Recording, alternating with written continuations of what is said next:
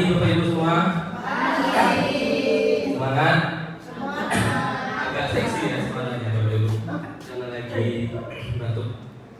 Baik, alhamdulillahirobbilalamin. Wassalatu wassalamu ala asyrofil anbiya'i wal mursalin sayyidina Muhammadin wa ala alihi wasallam. Pertama-tama mari kita panjatkan puji syukur kehadirat Allah Subhanahu wa taala yang mana pada kesempatan pagi hari ini kita masih diberi kesempatan, kesehatan, nikmat waktu, nikmat umur, nikmat rezeki sehingga kita bisa berkumpul dari dalam kegiatan kombel ya. Kombel hari ini kombel umum 2 dan juga kombel bahasa yang dibalut dengan diseminasi 7 jurus BK hebat. Salawat salam senantiasa kita curahkan kepada junjungan Nabi besar kita Muhammad sallallahu alaihi wasallam yang sampai hari ini memberikan kita jalan yang terang benderang sehingga kita bisa menikmati ilmu yang bermanfaat yang kita lakukan di sekarang ini. Baik, terima kasih saya ucapkan kepada Bapak Ibu semua yang telah hadir pada kesempatan kali ini untuk dalam kegiatan kombel kita yang hari ini akan saya mendiseminasikan apa yang telah saya dapatkan kemarin saat BIMTEK dulu BK hebat. Jadi hari ini di depan sudah ada diseminasi 7 jurus BK hebat Bapak Ibu ya. 7 jurus dan kami memang kemarin itu diwajibkan untuk mendiseminasikan minimal 2 jurus kepada Bapak Ibu yang ada di sekolah. Terus yang di sekolah sendiri terlebih dahulu. Setelah itu rencananya kami juga akan disuruh untuk mendiseminasikan ke sekolah SD, kemudian ke sekolah SMP juga dan ke sekolah-sekolah lain yang kemarin gurunya tidak ada wakil di saat BIMTEK kemarin seperti itu. Udah tahu Bapak Ibu 7 jurus BK hebat? Belum ya? Belum. Belum dengar ya? Sama walaupun saya pakai jurus kan kemarin memang materinya sistemnya kayak di silat gitu di perguruan silat gitu. Jadi kami sebagai pendekar dan mendapatkan materi dari situ. Kita mendengarkan nyanyi dulu ya. Biar Bapak Ibu lebih kenal 7 jurus BK hebat. Sambil kita bernyanyi, sambil kita berjoget juga, boleh? Boleh ya? Gerakannya Bapak saya juga nggak hafal sebenarnya.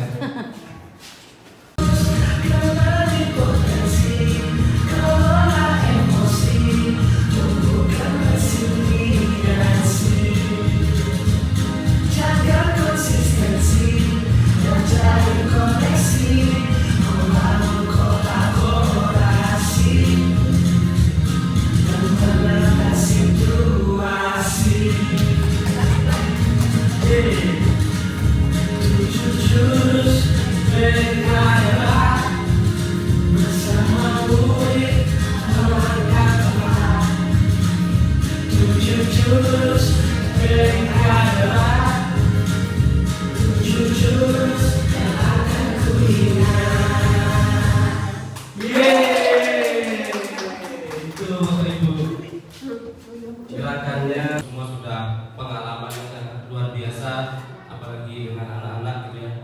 Nah, saya memilih jaga konsistensi. Nah, di sini kita mungkin Bapak Ibu sudah memahami dan terkait dengan emosi siswa, bagaimana menghadapi siswa yang seperti seperti apa, kemudian menumbuhkan resi siswa seperti apa, Bapak Ibu sudah lebih dari saya untuk terkait dengan pengalamannya terkait dengan siswa.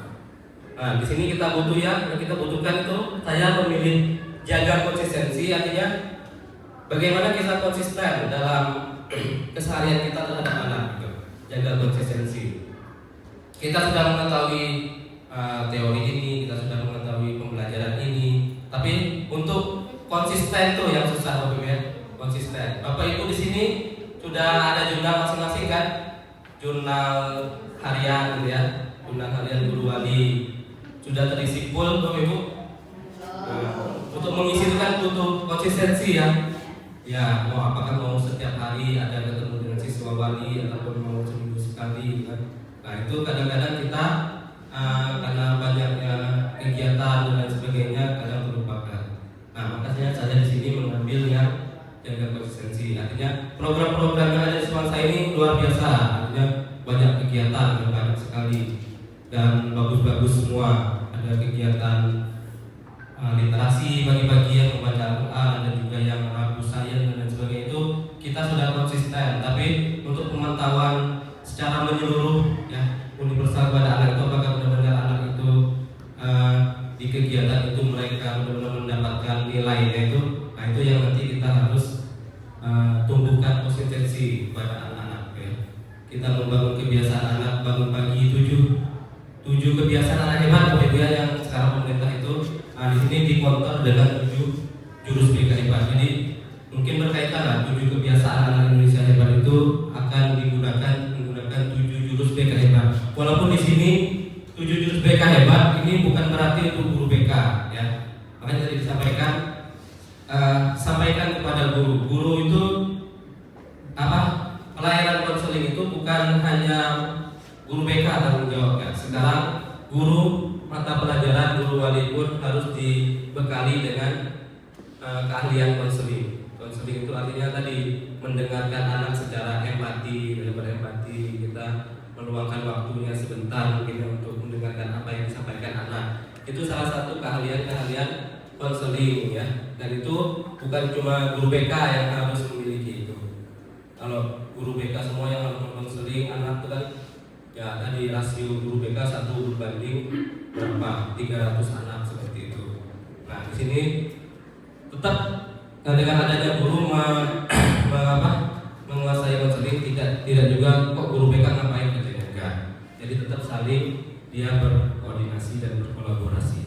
Tapi sebelumnya nanti mungkin izin ya, setelah Pak Paus mungkin ingin menambahkan yang disampaikan Bu Uli tadi tentang kode kita ke depannya gitu ya, sekaligus minta pendapat dari Bapak Ibu agar kombel kita di tahun ketiga ini berjalan lebih baik dari 2 tahun sebelumnya dan berbeda dengan kombel-kombel di sekolah lain. Dan memang dari program yang kita buat itu sudah sesuai dengan alur inquiry sebenarnya, cuma memang diimplementasinya.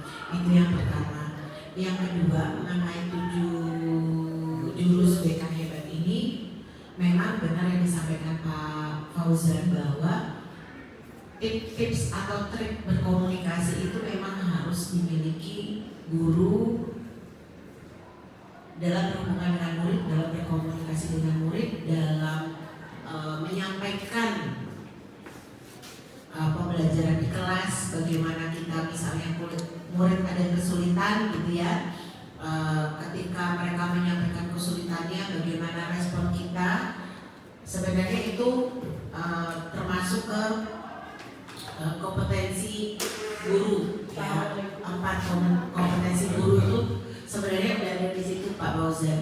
Mungkin tidak, tapi pada kenyataannya mungkin tidak semua guru, kita tuh kan walaupun guru, walaupun sudah tua gitu ya, tetap perlu proses belajar. Mendengarkan pun kita perlu tahu tekniknya seperti apa. Kemudian berkomunikasi dengan murid sehingga murid di dalam pelajaran kita itu mampu dan mau untuk menyampaikan kesulitannya, itu perlu kita bangun. Jadi ketika murid mau bertanya, murid mau menyampaikan kendalanya dalam belajar, itu juga perlu diawali atau perlu kita tantip dengan beberapa jurus yang disampaikan Pak Fauzan tadi, bukan begitu? Ya, mohon maaf kalau agak disambut, tapi saya tetap fokus menyimak ya. Kemudian yang ketiga, mungkin ini mumpung ada guru BK semua ya Bapak Ibu ya gitu. Memang kita paham bahwa jumlah dari guru BK itu tidak sepadan dengan jumlah murid yang ada di sekolah, tetapi dengan keberadaan guru BK mungkin waktu dulu awal-awal Fauzan kesini sudah saya sampaikan gitu Pak Fauzan, BK di sini tuh gini baiknya begini gitu. Ada 4 loh gitu kan. Jadi mungkin Bapak Ibu guru juga realitanya di lapangan itu jamnya full mengajar. Ya, padat banget gitu, cukup exhausting gitu ya, melelahkan. Jadi dengan hadirnya 4 guru BK ini di SMA Negeri 1 Pangkal Pinang, harapan kedepannya murid dengan apalagi dengan ada guru wali gitu ya, harapan kedepannya murid-murid Semansa itu selama sekolah di sini tahu dia mau apa, tahu tujuannya akhirnya dari SMA 1 ini. Tentu saja kolaborasi yang baik dari guru mapel, guru wali, wali kelas, dan guru BK itu sendiri, tentu saja dengan kepala sekolah. Jadi kami juga membayangkan, boleh nggak saya bilang kami ini Bapak Ibu? Ya, membayangkan ada kolaborasi yang dipantik, yang bisa menjadi program dari guru BK yang bisa menjadi real atau nyata yang bisa kita berikan kontribusi kepada perkembangan anak selama di Semansa, entah kelas 1, kelas 2, kelas 3. Jadi intinya kami guru-guru, baik sebagai guru mapel, sebagai guru wali, wali kelas, tentu saja garda terdepan karena memang sering ketemu dengan murid gitu ya di kelas. Jadi kami sangat berharap bisa berkolaborasi lebih baik lagi ke depannya. Semangat, guru BK hebat. Iya, tepuk tangan dulu. Terima kasih. Terima kasih Bu.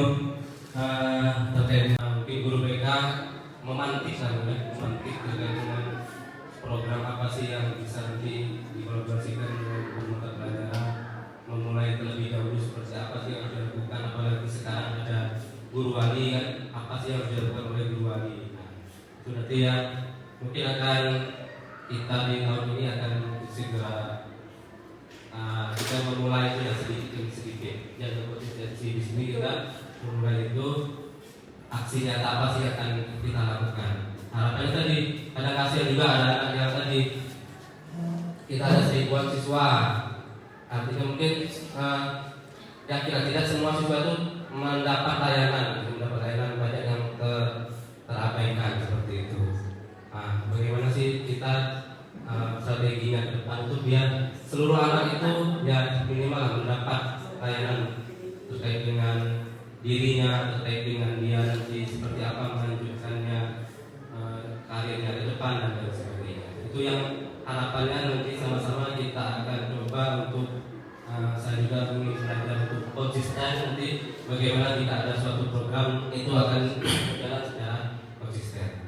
Terima kasih ya atas masukannya nanti coba nanti kami sama guru BK lain untuk menampung dengan bagaimana program yang akan ada. Baik, kita lanjut ke lebih materi yang jaga konsistensi Bapak Ibu ya. Kita di sini menggunakan alur arka, aktivitas, refleksi, konsep dan aplikasi ya, yang kami dapatkan kemarin. Jadi kita nanti ada game yang biasa, kemudian tombol ajaib kesadaran internal, guru sebagai inspirator bukan motivator, kemudian lingkaran habit loop, dan konsistensi. Aplikasi praktik bimbingan menumbuhkan kesadaran internal, kebiasaan tidur, dan membuat habit tracker. Di sini habitnya itu kebiasaan tidur ya, nanti akan kita dalami. Nah, ini yang mau saya sampaikan tadi ya. Selamat datang di lembah bambu. Jadi kita di sini di silat ya, di perguruan silat udah sih. Sebagai pendekar, Bapak Ibu sini mohon maaf ya, sebagai pendekar ya, sebagai pendekar kali ini kamu akan belajar jurus jaga konsistensi. Siapkan diri dan konsentrasi, siluman habit loop akan menghalangi. Lawan dan kalahkan siluman itu sebagai tanda kamu sudah bisa menguasainya. Ya, pendekar siap suruh. Kemarin itu kayak gitu. Praktekin deh. Udah sih mau baca jurus pendekar. Bisa. Ya, yang menang jadi A, yang kalah jadi B. A mengepalkan tangan sekuat mungkin seolah sedang memegang benda berharga. B menunggang membuka kepala tangan A. Bebas caranya, mau bicara, digigit dan lain-lain. Jangan bicara.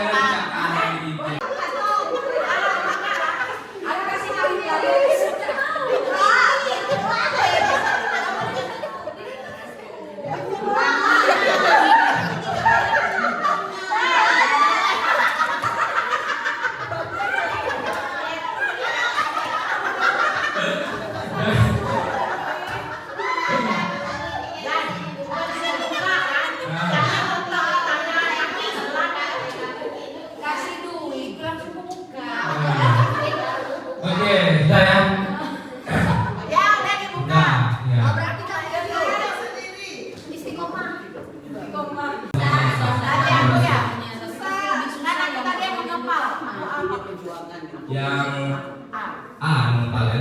B yang membuka, B itu yang membuka secara paksa tadi. Susah juga bukanya. Yang Peraturan disabar. Agak susah.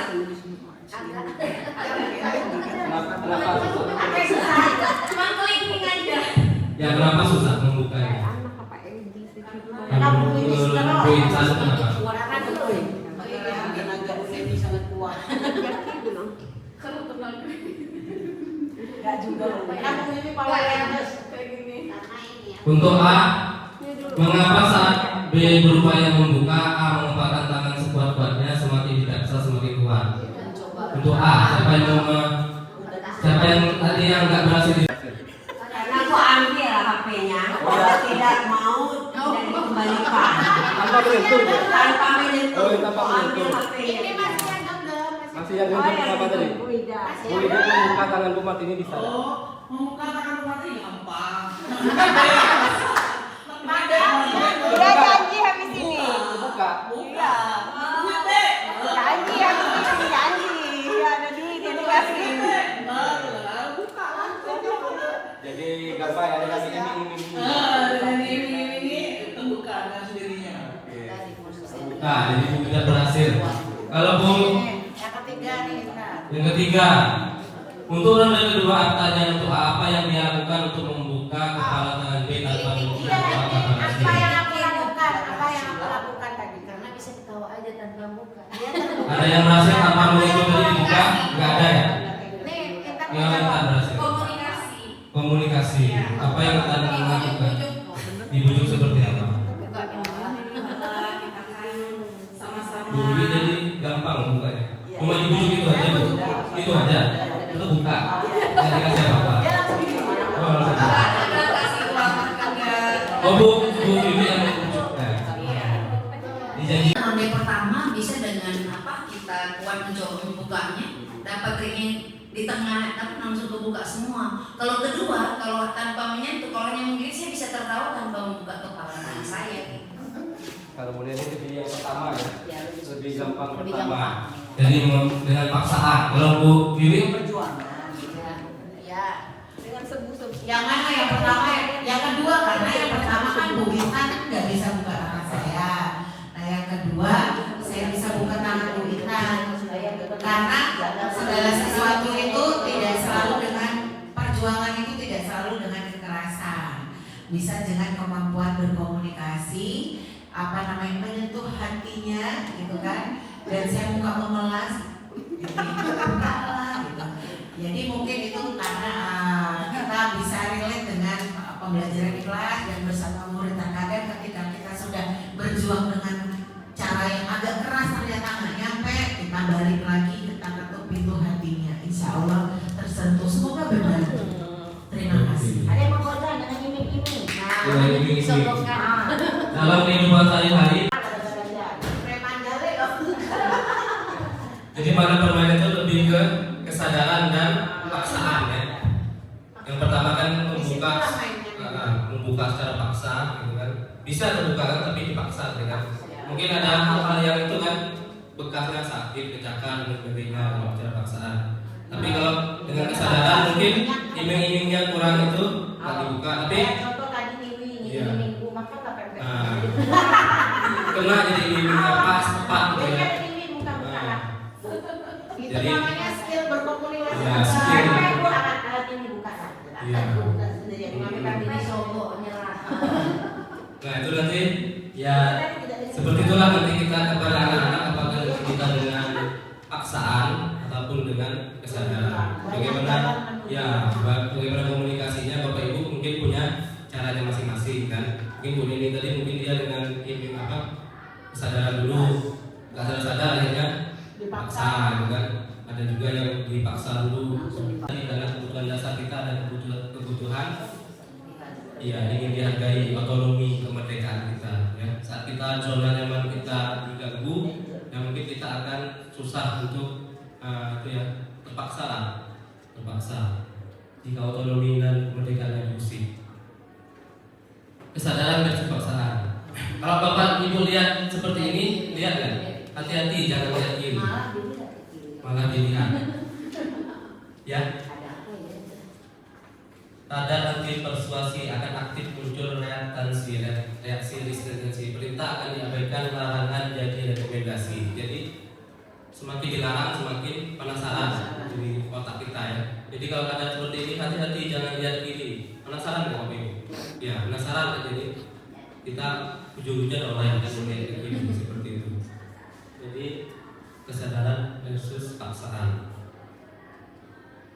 Nah di sini ada contoh video ya. Video siapa nih? Bintang Emon. Bintang. Aja. Ulang lagi ya. Jadi apa yang ada di video ini? Sholat dulu nih. Bintang sholat. Aja. Nah jadi awalnya Pak si Bintang itu ya dia udah sadar sebenarnya. Pak sholat dulu lah ya. Sholat dulu. Pak dengar suara Bintang sholat. Malah iya jadinya jadi males ya sholatnya. Ntar aja lah. Emang dasar perang. Harusnya enggak Bu ya. Harusnya udah sholat makin disuruh rumah itu masih sholat gitu. Kalau anak udah sadar ya tadi artinya dia melakukannya dengan kesadaran. Ada juga anak yang tadi dengar paksaan dari orang tuanya malah dia timbulnya tambah malas. Nah di sini kita dalam mengidentifikasi anak-anak kita dalam menunjukkan kesadaran ya.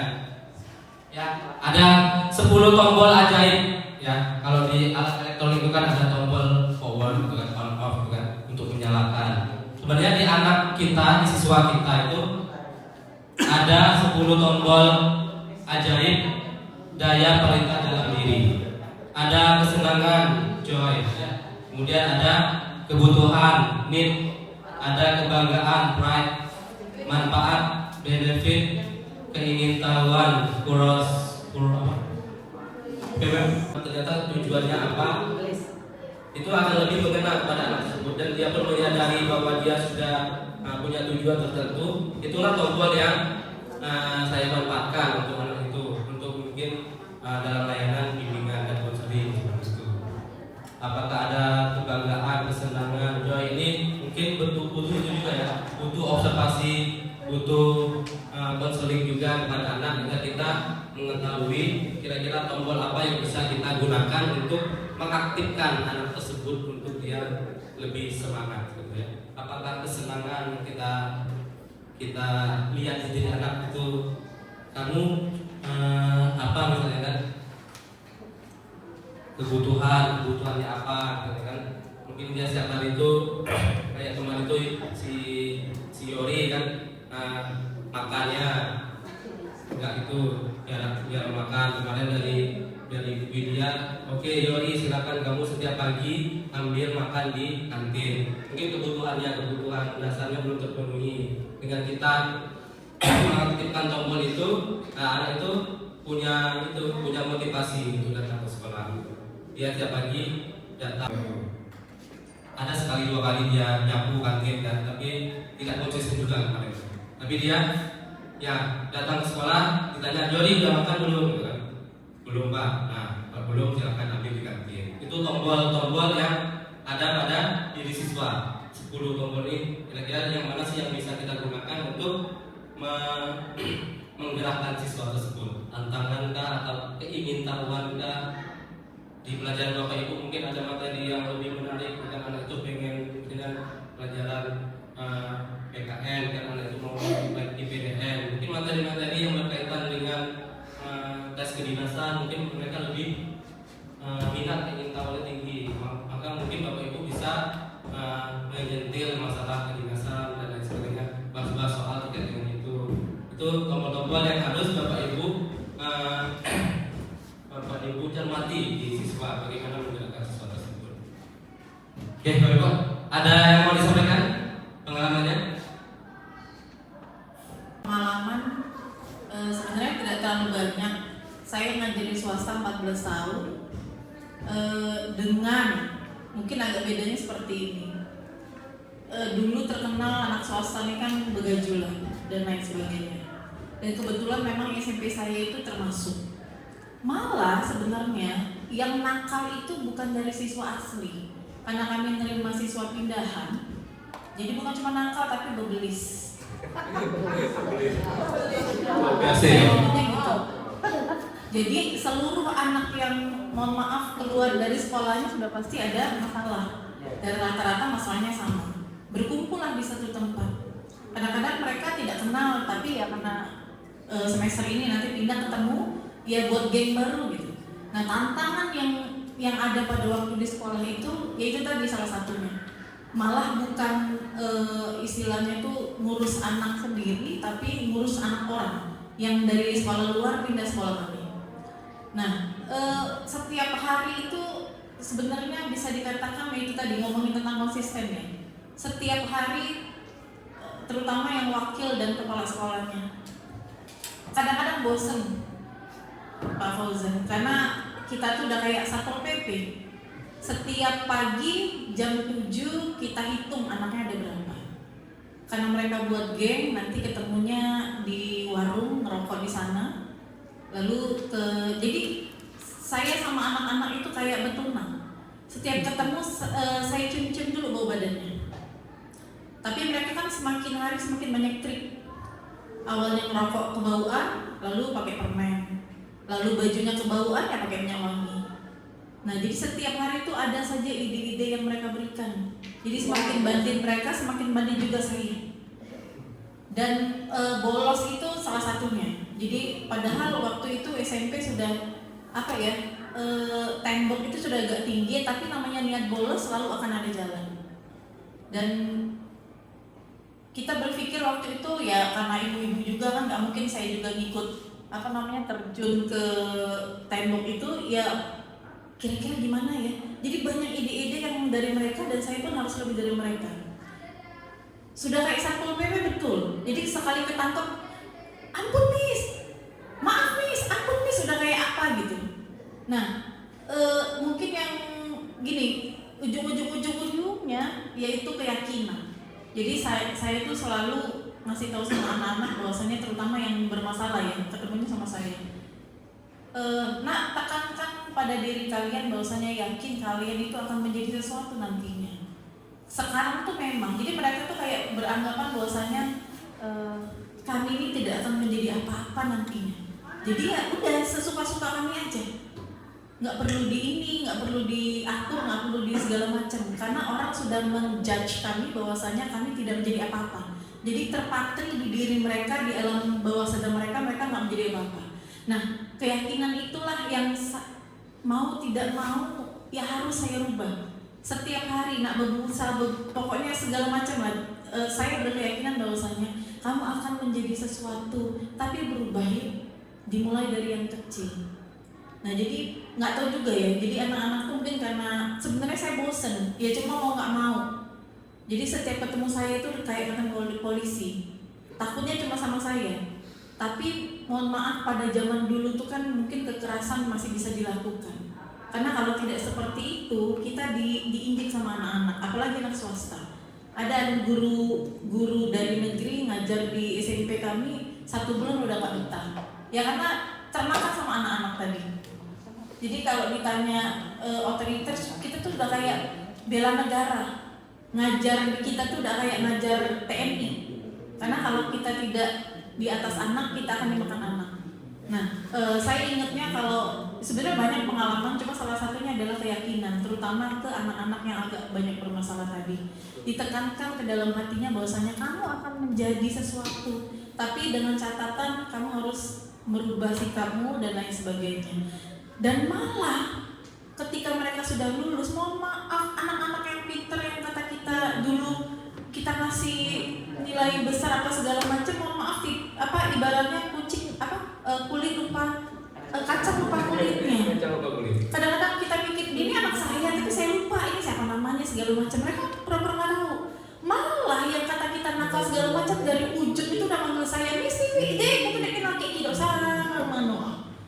Kadang-kadang jadi saya berpikir seperti ini, oh ternyata saya ini salah ya menganggap bahwasanya anak-anak dulu yang nakal-nakal segala macam setelah beberapa tahun kemudian malah mereka ingat dengan dulunya. Yang anak yang kita banggakan dulunya nilai sekian, ini akademis ini segala macam, ketika ketemu pura-pura nggak tahu. Nah, Ya untuk apa saya sekolah gak bakal jadi apa-apa, anak swasta ya kan. SMP dan SMP pun udah berpikiran seperti itu, anak keuangan dan lain sebagainya ya. Itu yang kasusnya di sekolah-sekolah swasta mungkin untuk keyakinannya yang mereka tadi udah meyakini diri mereka yang nggak ada gunanya. Itulah mungkin tombol yang dicoba untuk diaktifkan oleh Miss Dewi bahwa merubah keyakinan itu ya. Ke depan itu kan kita nggak tahu. Nah, dengan nanti apakah programnya yang akan kita lakukan apa untuk merubah keyakinan itu, nanti kita akan konsisten belajar satu-satu sedikit demi sedikit seperti itu. Yang pasti Bapak Ibu harus mengenali tombol-tombol yang bisa menggerakkan anak itu ya. Memang butuh waktu ya, butuh waktu. Mungkin Bapak Ibu lebih peka, lebih itu kan, lebih punya sensenya terkait dengan anak-anak. Walaupun saya guru BK mungkin sensenya Bapak Ibu guru mungkin lebih kuat. Oh anak ini kebutuhannya, oh anak ini kebutuhannya. Ini bukan lagi hubungannya dengan guru BK. Ini hubungannya ini dengan bagaimana sens kita sebagai guru itu memandang anak-anak seperti itu. Ini Bapak Ibu ya, 10 tombol ajaib daya perintah dalam diri. Jika kita mengetahui tombol apa yang Mimpi punya anak yang mandiri dan bisa bekerja sama. Jadi menanamkan disiplin, menanamkan peraturan-peraturan itu dengan cara kerjasama, dengan cara dialog, diskusi, dua arah lah begitu. Anak juga tanya kenapa begini, kenapa nggak boleh begini, ya di penjelasan dengan tenang. Tapi kalau kita hanya nurut di depan orang tuanya, di belakangnya wah sudah malah melakukan pemberontakan, perlawanan, bisa fight atau flight. Nah, flightnya ke medsos, ke gadget, atau ya bahasa Perancisnya minggat gitu. Karena Kak Seto pernah bikin statement, disiplin itu gak berarti nurut sama orang tua ya. Tapi kadang kan orang tua punya perasaan otoritas gitu. Betul. Aku yang punya uang di sini, aku yang punya rumah, this is my rules gitu. Iya, karena kalau begitu bisa mendidik anak jadi sekedar robot saja. Banyak anak-anak yang saya temukan sudah mahasiswa masih ini begini. nah, gitu. Dari kasih itu jangan jangan mimpi jadi anak. Jangan mau jangan mimpi punya anak yang penurut, kita justru akan frustasi. Mimpilah punya anak yang mandiri dan bisa kerjasama. Intinya di komunikasi ya. Cara yang muncul. Kemudian keinginan kita apa saat kita mendengar itu? Untuk membukanya begitu. Keinginannya untuk membukanya. Kemudian kemudahan. Jika HP itu dekat dengan kita, ya otomatis kita akan lebih langsung mudah kan untuk melaksanakan itu ya. Kemudian reward dan jalannya setelah kita membuka, mungkin kita akan merasa puas dan lain sebagainya. Ini kebiasaan. Kenapa kebiasaan itu terbentuk? Ya dengan tadi habit loop ini, habit loop. Jadi dia ada pemicunya, kemudian muncul keinginan dari kita melakukan dan ganjaran dari kita. Nah ini dari kesadaran menuju kebiasaan yang konsisten. Aku mau lari sehari 10 km. Seperti itu ya. 5-15 seperti itu ya. Nah kita baterainya, motivasinya akan berkurang. Ya yang bagus itu seperti ini, misalnya lari ya. Lari. Nanti kita akan ada semacam lembar aktivitas anak itu untuk nanti Bapak Ibu terapkan ke anak siswanya, siswa perwaliannya. Nah rencana kebiasaan tidur, ini kebiasaan tidur. Kalau Bapak Ibu mau kebiasaan lain boleh diganti ya. Rencananya apa itu? Pergi sehari yang lalu. Ini mungkin tanggal ya kalau rencana ya, bukan yang lalu ya. Rencananya hari ini apa, tidur jam berapa, bangun tidur jam berapa. Nah terus ditulis apa manfaat tidur cepat ya. Suruh anak-anak menuliskan kalau dia sedang melaksanakan tidur cepat itu manfaatnya apa yang harus dilakukan agar tidur cepat. Nah ini biar anak itu menyadari terkait dengan kebiasaan tidur itu apa sih manfaatnya, apa sih yang harus dilakukan agar dia bisa tidur cepat. Nah ini tadi yang saya bilang kan, membangun habit loop ya. Bagaimana Bapak Ibu membangun habit loop itu kebiasaan itu? Tadi kan ini kan adalah sistem kerjanya ya Bapak ya. Ada isyarat yang muncul, keinginan, kemudahan dan kejaran. Mulai kebiasaan itu kita awali dengan isyarat dulu ya. Isyarat ini. Artinya kalau kita memang mau olahraga, pastikan alat-alat olahraganya seperti sepatu, baju olahraga Bapak Ibu taruh di samping Bapak Ibu tidur ataupun di dekat Bapak Ibu saat tidur. Ya. Saat bangun, Bapak Ibu langsung melihat itu, melihat apa? Melihat perlengkapan olahraga. Itu isyarat yang muncul. Oh ini bangun tidur, ya.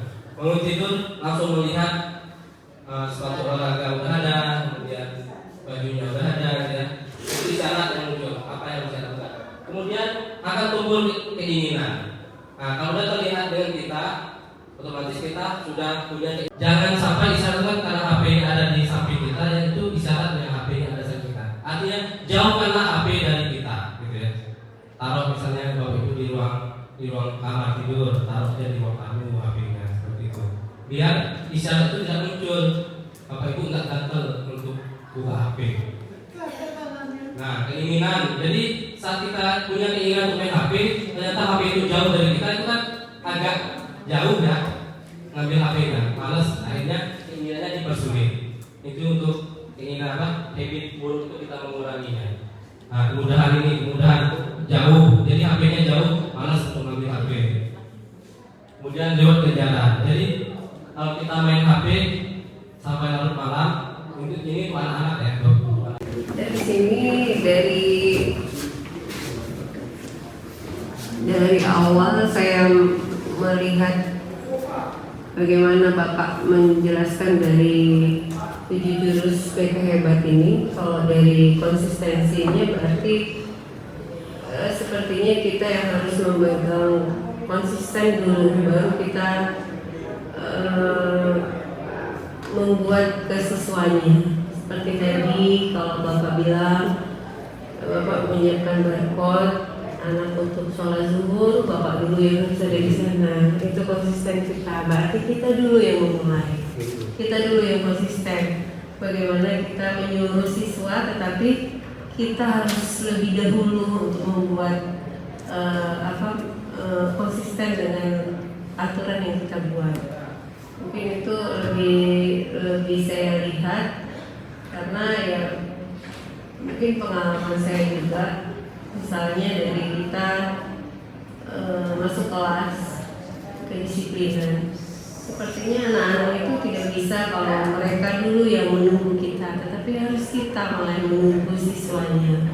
Itulah yang kebiasaan yang terjadi pada saat ini. Nah ini juga sebenarnya saya ada sedikit penelitian juga nanti di sini tentang kedisiplinan siswa dengan hubungannya dengan zaman Gen Z, zaman Gen Z, kemudian Android yang saat ini juga. Nah ini mungkin ya lebih dengan konsistensi aturan yang berlaku. Jadi aturan kita yang di sekolah itu seperti apa, dan prosesnya seperti apa, ganjarannya untuk kita dan untuk siswa itu seperti apa. Sepertinya itu yang harus kita lihat. Jadi ada sinkronisasi yang berlaku, di mana aturan kita buat, kita laksanakan, dan apa yang menjadi tujuan kita untuk aturan itu. Itu mungkin itu saja Pak.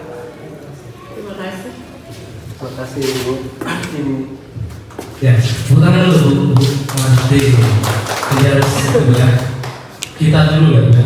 Program itu pengawasannya seperti apa? Dimulai dari guru. Ini mungkin kalau diterapkan memang itu ya, memang ribet ya. Untuk memahami gurunya, meniru gurunya lebih ke dari apa? Dari keseharian gurunya, dari apa yang dilihat dari gurunya itu inspirator. Kita mengajarkan mereka lewat apa yang kita lakukan seperti itu. Motivator kan lebih ke mengasih ceramah, ngasih itu kan ngasih motivasi secara lisan. Tapi kalau inspirator kita lebih memberikan ya dari ya ditiru, digugu dan ditiru seperti itu. Jadi kita menjadi ya, inspirasi buat siswa kita. Cukup itu udah ngantuk ya? Udah apa? Udah jam berapa? Oh ya harusnya jam 10 ya. Konsistensi. Kartunya udah ada. Kartunya jaga konsistensi. Oleh karena itu kamu pantas untuk mendapatkan pusaka keempat ini. Pusakanya itu. Ya kartunya. Sampai jumpa besok dalam perjalanan mempelajari jurus selanjutnya. Terima kasih atas perhatian Bapak Ibu semua. Mohon maaf jika dalam penyampaian ada hal yang kurang berkenan, ya. Bukan maksud menggurui, bukan maksud untuk mengajari dan sebagainya. Belajar sama-sama, belajar, kita juga belajar banyak